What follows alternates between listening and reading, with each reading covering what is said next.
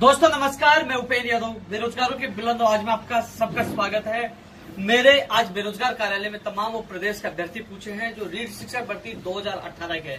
इसमें एक बड़ी गड़बड़ी सबके सामने आई है, जो अनेक विषयों को लेकर, जो संस्कृत का हो, चाहे एसएसटी का हो, चाहे अंग्रेजी विषय का हो, चाहे हिंदी का हो, क्योंकि इनमें वो गड़बड़ी सामने आई है, वो लापरवाही सामने आई है, क्योंकि एक ही अभ्यर्थी का बार बार चयन होना, यानी कि एक व्यक्ति ने एक से ज्यादा विषय ले रखे, एक विषय यानी कि 2 विषय 3 विषय से किसी अभ्यर्थी का हिंदी में चयन हो गया है, उसका रिसर्वल और वेटिंग में दोबारा संस्कृत में हो रहा है। हालांकि वो ज्वाइन नहीं करा, लेकिन वो उस व्यक्ति को दोबारा इसी कट ऑफ में दर्शा रखा है। ऐसे में नए अभ्यर्थियों को मौका नहीं मिला। जो अभी 5681 पदों पर जो वेटिंग और रिसर्वल आई है, इसमें भी करीब कई पद अभी भी खाली है। संस्कृत विभाग हो, संस्कृत विभाग में कितने पद खाली? अभी 500 पद बताए जा रहे हैं। 614 में से 500 पद संस्कृत में खाली है। इसके अलावा एसएसटी सामाजिक ज्ञान में कितने खाली है? 1000 करीब पद अभी भी खाली है। और अंग्रेजी में 500 और हिंदी में 350, 1000, 350, 500, ये तमाम वो पद खाली हैं जो अभ्यर्थी दूसरे विषय में ऑलरेडी कार्यरत है, नौकरी कर रहे हैं, और उन्हीं के शामिल करते हुए दोबारा से कट ऑफ निकाली गई है। और एसएसटी हो चाहे संस्कृत का मामला हो, हर सब्जेक्ट में उन बेरोजगारों को नुकसान हुआ है जो कुछ नंबरों से वो पीछे रह गए थे। अब लापरवाही इस संबंध में जब सीएम संयुक्त सचिव से हमारी वार्ता सीएमओ में हुई थी, उस समय उपनिदेशक महोदय जी मौजूद थे। उनके सामने हमने अवगत भी कराया था कि इन लोगों की या तो एसओसाईडी ब्लॉक की जाए या इन लोगों को हटाया जाए, जिससे नए बेरोजगारों को मौका मिले। तब ये तय हुआ था कि नहीं, हम एक और लिस्ट जारी कर देंगे। और आज इस संबंध में मैं खुद मुख्यमंत्री निवास जाके आया, उनका एक प्रतिनिधि मंडल का सदस्य मेरे साथ था, और उसके बाद एजुकेशन सेक्रेटरी वेंकटेश्वरन जी से मैं खुद मिल के आऊं। उन्होंने कहा कि एक और सूची जारी होगी। दोस्तों, बात है कि एक और सूची फिर जारी होगी, वो समस्या फिर आएगी, कुछ पोस्टेड जो अब लग चुके फिर उसमें वापस आएंगे। ऐसे में ये समस्या लगातार आती जाएगी। लेकिन हम लोग प्रयास कर रहे हैं, मांग कर रहे हैं कि या तो उनके एसओ आईडी को ब्लॉक कर दिया जाए। इसके अलावा जिस प्रकार जिला आवंटन में सहमति असहमति का लिया था, उन लोगों को पूछ लिया जाए कि क्या आप लोग जिला चेंज करना चाहते हैं, यानी कि विषय चेंज करना चाहते हो, क्या दूसरे विषय में ज्वाइनिंग लेना चाहते होगे? क्योंकि अधिकतर लोगों को सही जिले मिले हुए हैं, क्योंकि जो लोग पहले ही नहीं आए, गृह जिले में लगे, वो दोबारा क्यों आएंगे? ये स्थिति बनी हुई है। ऐसे में कई सैकड़ों पद खाली है, वो अभ्यर्थी निराशा में डूबे हुए हैं, क्योंकि वो पोस्टेड अभ्यर्थी पुनः दूसरे विषय में आ रहे हैं। इस समस्या को लेकर ये लोग मेरे पास तमाम प्रदेश से सभी लोग पहुंचे हैं, जो लगातार मेहनत कर रहे हैं। जोधपुर हाईकोर्ट में इनकी याचिका लगी है, जयपुर हाईकोर्ट में भी ये याचिका लगाने जा रहे हैं। दोस्तों, एक चीज समझ में नहीं आती कि अब राजस्थान में एक नया नियम तो बन चुका है कि जो ऐसे अभ्यर्थी हैं जिन अभ्यर्थियों का काम बिल्कुल सही है, लीगल है, लेकिन उन लोगों को फिर भी कोर्ट की शरण में जाना पड़ता है, क्योंकि कई अधिकारियों को केवल अब बेरोजगारों की भाषा समझ में नहीं आती। अब उनको कोर्ट की भाषा समझने आने लगी, जब कोर्ट से नोटिस जारी होता है, कोर्ट से आदेश जारी होता है, और जब उनको लगता है कि हमें कोर्ट से अवमानना लगने वाली है, तब वो जागते हैं, तब वो सुनते हैं।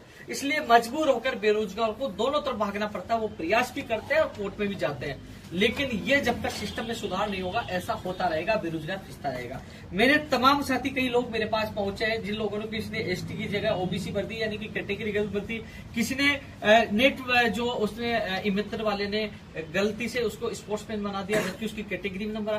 कोई छोटी छोटी विसंगतियों को लेकर भी काफी लोगों को बाहर कर दिया गया। अभी कई अभ्यर्थी मेरे पास वो भी पूछे थे कि उनके नंबर ज्यादा थे, गलती से उन्होंने कम नंबर भर दिया, जबकि ज्यादा नंबर की वजह से वो ओबीसी जनरल में भी फाइट कर रहा है। तो तमाम छोटी छोटी गलतियों को अधिकारी उनको नकारते हैं, वो कोर्ट में जाते हैं, कोर्ट में जाने के बाद फिर अवमानना जब लगती है तो वो लोग उसको लेते हैं। तो ऐसे में अधिकारी पहले ही उन लोगों को ले लिया जाए तो कहीं ना कहीं न तो उनका पैसा बर्बाद होगा, न समय बर्बाद होगा, न मानसिक प्रताड़ना का सामना करना पड़ेगा।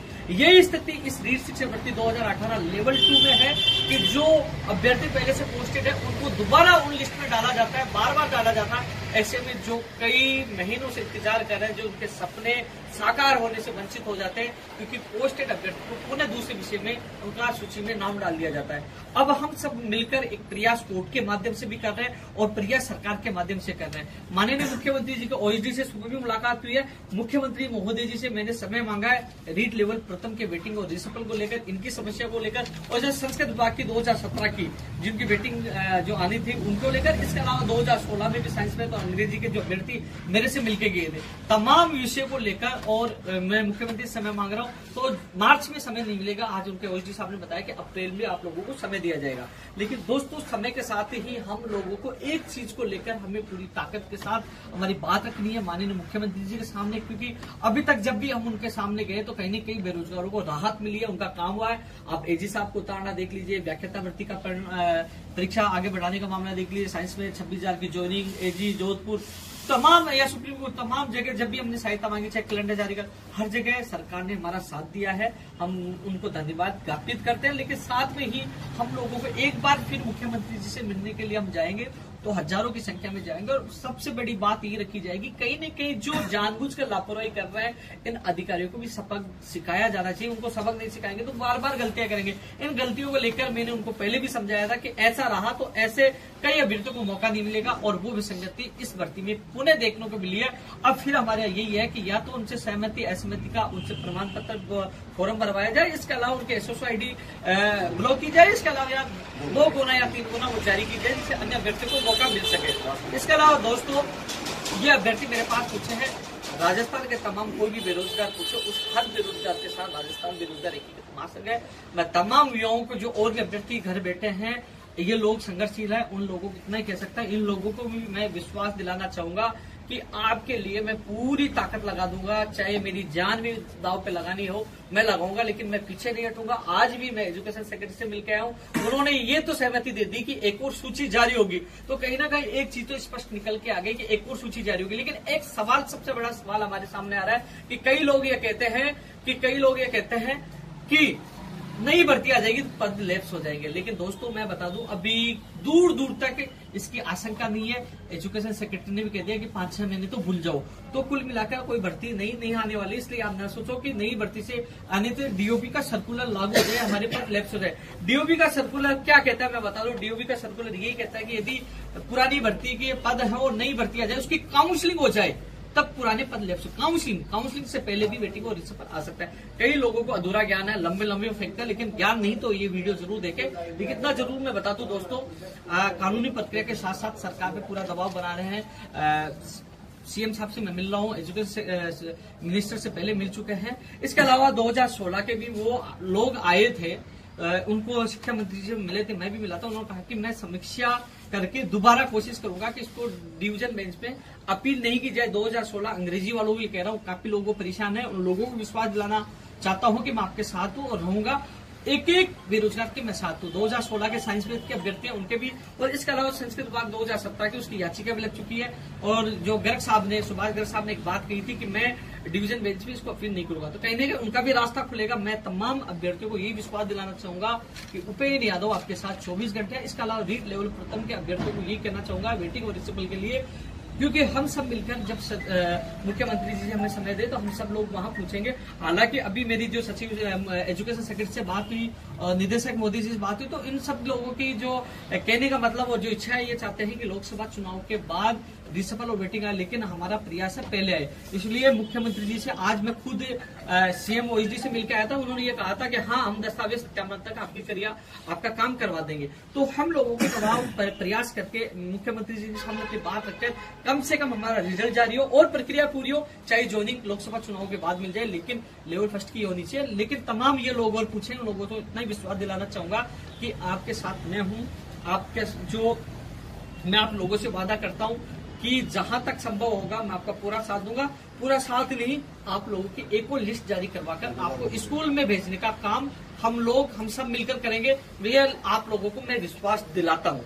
इसके अलावा 2016 वाला मैंने बता दिया, 17 वाला संस्कृत वाला बता दिया, लेवल फर्स्ट का भी बता दिया। ये तमाम रिसफल और वेटिंग के बारे में चर्चा है, क्योंकि मैं इन लोगों की बात कहूंगा दूसरे कमेंट आएगा मैं भूल गया। मैं भूला नहीं हूँ। ये लोग मेरे कार्यालय में पूछे हैं, प्रदेश भर के अलग अलग जिलों से आए हैं। जो लोग पूछते हैं उनकी आवाज में बुलंद करने का काम करता हूँ, उनकी आवाज उठाने का काम करता हूँ। मैं खुद सीएम हाउस जाके आऊँ और सबकी बात रखी और सेक्रेटरी साहब से मिलकर आऊँ। लेकिन इतना कह सकता हूँ दोस्तों, नई भर्ती को लेकर आप विचलित न हो कि पद लैप्स नहीं होंगे। दूसरी बात, आपकी सूची जारी होगी, ये तय हो चुका है, एजुकेशन सेक्रेटरी ने कह दिया है।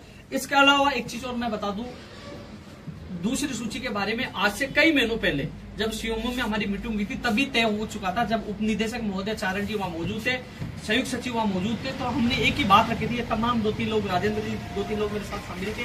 हमने कहा था कि पोस्टेड अभ्यर्थी अभी भी आएंगे, दोबारा भी आएंगे। तो उन्होंने कहा था कि ये दोबारा भी आएंगे तो दोबारा एक और सूची जारी कर देंगे।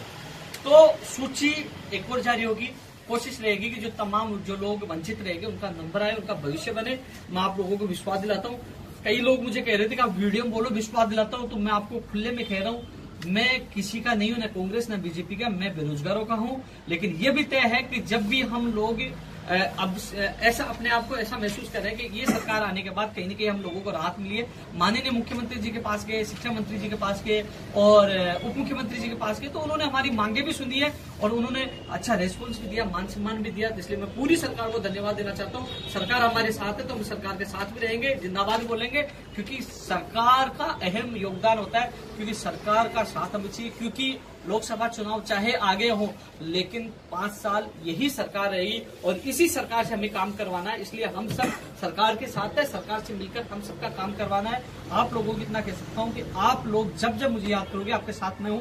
इस वीडियो में अंतिम मैं मैसेज ये देना चाहूंगा कि आप लोगों को जब जयपुर बुलाया जाए, मुख्यमंत्री जी से समय मिले, चाहे रीट शिक्षक भर्ती 2016 साइंस में अंग्रेजी वाले हो, चाहे रीट शिक्षक भर्ती 2018 लेवल प्रथम के सफल वेटिंग वाले हो, चाहे आप लोग जो रीट लेवल 2 के जो वंचित रह गए, संस्कृत, सामाजिक ज्ञान और हिंदी की अंग्रेजी जो भी अभ्यर्थी है वो हो, तमाम लोगों को एक साथ जयपुर पूछना है, मुख्यमंत्री जी के सामने अपनी पीड़ा रखनी है और साथ में अपनी बात रखकर अपना काम करवाना है। आप लोगों को केवल इंतजार करना जयपुर आने का। जब भी समय होगा, जब भी मुझे समय मिलेगा उनसे, मैं आप लोगों को अवगत करा दूंगा। एक साथ आप लोगों को पहुंचना है। इस संबंध में आप लोग पूछे, आप कुछ कहना चाहते हो? कोई लोग इसमें से बोलना चाहते हो? नहीं, आएंगे हम, जब आप बुलाओगे तब उस टाइम आएंगे। एक बार आप ऑडियो डाल दोगे या वीडियो डाल दोगे तो हम सब लोग आपके पास आने के लिए तैयार हैं। और SST संस्कृत वाले जो ये मुद्दा सबसे बड़ा है, क्योंकि पहले तो 612 सीटें थे, उसमें से सारी की सारी अभी तक खाली पड़ी है। 2 बार रीस फैला गए, वेटिंग आ गई, उसके बाद भी 500 सीटें खाली। और कोई भी डिस्ट्रिक्ट में यानी जिले में जाके आप देख लो, कोई ज्वाइनिंग लेने नहीं जा रहा है संस्कृत में। यही हाल है हर जगह, यही SST में है। और मैं ये चाहता हूँ कि 2 या 3 गुना वेटिंग लिस्ट जारी करवाया जाए बस इसमें। और इसमें हमें उपेन्द्र भाई का साथ होने का सहयोग जरूरी है और हम इनका साथ देने के लिए हर पल तैयार रहेंगे। बोलेंगे तब हम आ जाएंगे। तो दोस्तों, ये लोग वो पीड़ित लोग हैं जो लगातार मेहनत कर रहे हैं। आपने इनका चेहरा भी देखा होगा, इनके तो ओवरेज पे चल रहा है। तमाम लोग वो पीड़ित है। इनके साथ ही कई लोगों का नंबर आ चुका है। लेकिन जिस प्रकार समाज में, अपने परिवार में और गांव में कई बार कहते हैं कि आपका नंबर क्यों नहीं है, कई बेरोजगारी, कई चीजों का सामना करना पड़ता है। एक पीड़ा होती है, एक दिल में एक ठेस पूछती है कि हाँ, कि मैं योग्य होकर अयोग्य हो रहा हूं। क्योंकि योग्य इसलिए है कि कई सीटें आज भी खाली है, उन सीटों पे इनका नंबर आ सकता है। लेकिन मेरा प्रयास रहेगा कि इनके चेहरों पे जिस प्रकार 26,000 हो, जिस प्रकार कमलेश मीनामी के अलावा लेवल 2 के हों, जिन लोगों से जितना वादा किया वो पूरा किया, उनके चेहरों पे खुशियां लाने का वादा किया। मैं विश्वास दिलाता हूं कि मेरा प्रयास रहेगा दूसरी सूची निकलवाकर आपके चेहरों पे खुशियां लाने के। आप कुछ कहना चाह रहे हो? मैं कहना चाहूंगा कि मैं आपको एक उदाहरण देना चाहता हूं कि संस्कृत में गवर्नमेंट ने 614 पदों पर विज्ञप्ति जारी की थी। उसमें से 612 पदों पर उन्होंने पहली चयन सूची जारी की, जिसमें से 526 पद खाली रहे और 86 पदों पर पोस्टिंग हो पाई है। और अब जो 526 पे रीफल और वेटिंग किया है, उसमें से भी लगभग 500 प्लस पद खाली है। तो उपेन्द्र भाई जी ने हमको बता दिया है कि ये लिस्ट 100% आने वाली है, तो काफी पदों पर 500 प्लस आएगी। और हमें सबको मिलकर उपेन्द्र भाई का साथ देना। उपेन्द्र भाई ने बता नहीं दिया, साथ आपको देना। प्रयास मेरा रहेगा और प्रयास सफल भी रहेगा। आज तक जितने प्रयास किए वो सफल रहे। आपका सहयोग रहा है तो 100% होगा। मैं सीना ठोक के आपको कह रहा हूँ, आपके साथ